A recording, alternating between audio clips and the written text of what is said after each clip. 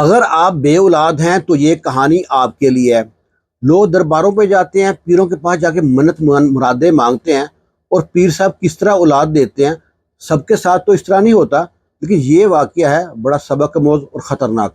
اس کو سنیں آپ بھی، اور اپنے رشتہ داروں میں، دوستوں میں شیئر بھی کریں۔ بسم اللہ الرحمن الرحیم۔ السلام علیکم۔ ایک بے اولاد جوڑا تھا، شادی کو 5-6 سال ہو گئے تھے، اولاد کو ترس رہے تھے۔ بڑے ڈاکٹروں کے پاس گئے، بڑے حکیموں کے پاس گئے، بڑے علاج کرائے، لیکن اولاد کی نعمت سے محروم رہے۔ اب شوہر جو تھا، اس کا بیوی سے دل بھر گیا، نہ بیوی سے پیار سے بات کرتا، نہ اسے پیار کرتا، اسے کھچا کھچا رہتا۔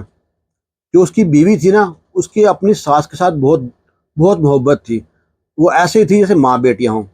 اس کی ساس کہتی ہے نادیہ سے کہ نادیہ پریشان مت ہو، اللہ جو کرتا ہے بہتر کرتا ہے۔ مجھے کسی نے بتایا ہے کچھ جہلم کے پاس دریا کے کنارے نا کوئی دربار ہے، وہاں پہ لوگ جاتے ہیں، 4 جمعرات جا کے نہاتے ہیں، اور وہ نا کرم کرتے ہیں پیر صاحب، اور وہاں پہ اولاد ہو جاتی ہے۔ پیر صاحب تعویذ بھی دیں گے۔ لو جی، یہ ساس اور بہو تہیا کر لیتے ہیں ہم وہاں پہ جائیں گے۔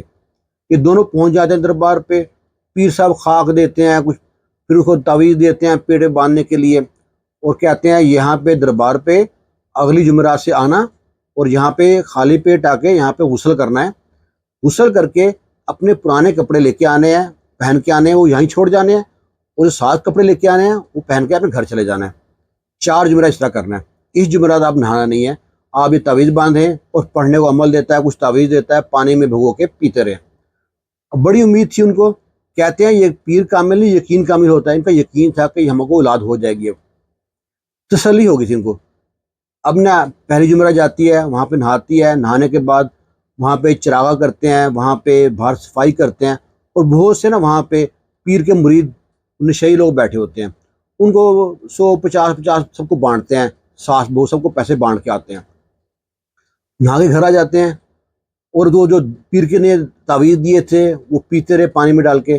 اگلی جمعرات کو پھر جاتے ہیں، وہاں پہ نہاتے ہیں، پرانے کپڑے چھوڑتے ہیں، اور جتنے بھی باہر بیٹھے ہیں مرید ہیں ان کو بخشش دے کر نا 100-50 سب کو دے کے آ جاتے ہیں۔ کرتے کرتے آخری جمعرات آ جاتی ہے۔ آخری جمعرات کو جاتے ہیں، بڑی امید سے جاتے ہیں کہ اس جمعرات جو ہے نا پیر صاحب کے دعاؤں سے کرامات ہو جائے گی، اور گود بھاری ہو جائے گی، گود ہری ہو جائے گی۔ اب جو لڑکی ہے وہ اندر نہا رہی ہے، ساس جو سی باہر بیٹھی ہے، خالی پیٹ تھی، ساس نے بھی ناشتہ نہیں کیا ہوا تھا۔ اب ساس باہر بیٹھی کچھ چکر آنے شروع ہو گئے، گیس ہو گئی اس کو۔ اب وہ سوچتی کہ میں بے ہوش نہ ہو جاؤں، وہ سوچتی ہے بہو تو نہا رہی ہے اندر۔ وہاں بہت سے ڈھابے سے بنے ہوئے تھے، وہاں پہ نان ٹکی چائے پکوڑے وغیرہ سب بک رہے تھے وہاں پہ۔ وہ سوچتی میں جا کے وہاں سے ناشتہ کر لیتی ہوں۔ ساس اٹھتی ہے، وہاں پہ جا کے ناشتہ کیا، طبیعت تھوڑی بہتر ہوئی ہے تو وہیں ریسٹ کرنے بیٹھ گئی۔ ادھر جو بہو ہے نہا کے باہر نکلی ہے، باہر نکلی ہے، ساس وہاں پہ نہیں ہے۔ یہ پریشان ہو گئی، میری ساس بوڑھی عورت ہے، کہاں چلی گئی؟ یہ ساس کو ڈھونڈ رہی ہے، اور ساس وہاں ہوٹل میں بیٹھی ہے۔ بہو ڈھونڈتے ڈھونڈتے مخالف سمت چل پڑی۔ اب وہاں پہ آگے ایک نا مرید بیٹھا تھا پیر صاحب کا، وہ کہتا بچہ لگتا ہے اس بڑھیا کو ڈھونڈ رہی ہے۔ وہ کہتا ہے، اس لڑکی سوچتی ہے یہ تو پیر کا مرید کتنا کرنے والا ہے، یہ تو اس کو پتہ ہے کہ میں اپنی ساس کو ڈھونڈ رہی ہوں۔ وہ کہتی ہے پیر صاحب آپ تو بڑے پہنچے ہوئے ہیں، آپ کو کیسے معلوم پڑا میں ساس کو ڈھونڈ رہی ہوں؟ کہتا بچہ ہمیں سب معلوم ہے، ہمیں یہی معلوم ہے تو اولاد کو ترسی ہے، دیکھنا پیر صاحب کی کرامات سے نا تیری گود ہری ہو جائے گی۔ اب تو لڑکی نا پیر صاحب کے پاس بیٹھ گئی، وہ سوچتی ہے کہ جو کچھ فیض حاصل ہونا ہے یہ چھوٹے سے مریض سے ہو جانا ہے، فیض حاصل تو پیر صاحب تو بڑی دور کی بات ہے۔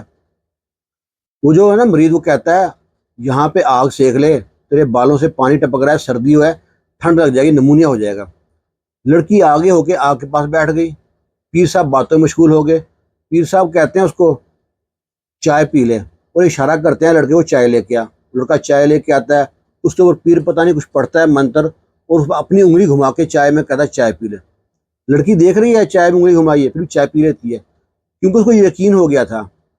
وہ کیوں ہی چائے پی ہے، یا چائے میں کچھ ڈال رکھا تھا تو یا آگ میں کچھ ڈال رکھا تھا۔ لڑکی مدہوش ہو گئی۔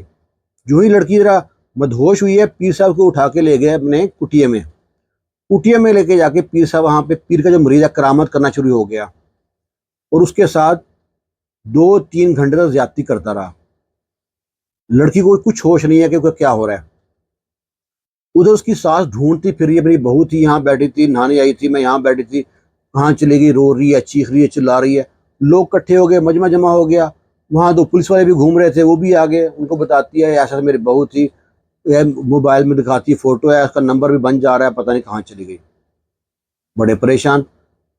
اب نا ہم موبائل اس کے پاس ہی تھا، بہو تو نہانے گئی تھی، موبائل ساس کے پاس ہی تھا۔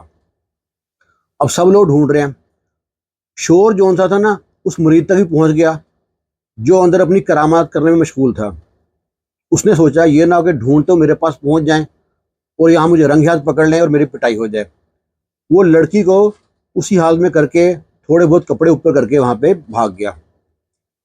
اب کسی کی نظر پڑ گئی کٹیا میں، اس نے کہا کہ یہاں پہ ایک عورت پڑی ہے، غیر مطلب حالت میں پڑی ہے۔ وہ لوگ یہاں پہ اکٹھے ہوتے ہیں، جب اس کی ساس اگر دیکھتی ہے اس کی بہو ہے، وہ دیکھ کے ہکا بکا حیران پریشان، یہاں تو عزت نلام ہو چکی میری بیٹی کی، میری بہو کی۔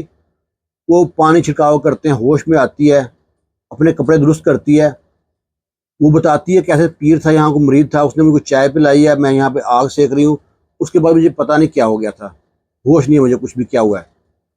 اس کی ساس کہتی ہے جو بھی ہوا خاموش رہنا، کچھ ذکر نہیں کرنا کسی ساتھ۔ وہ حلیہ بتاتی ہے پولیس والوں کو ایسا ایسی شکل تھی۔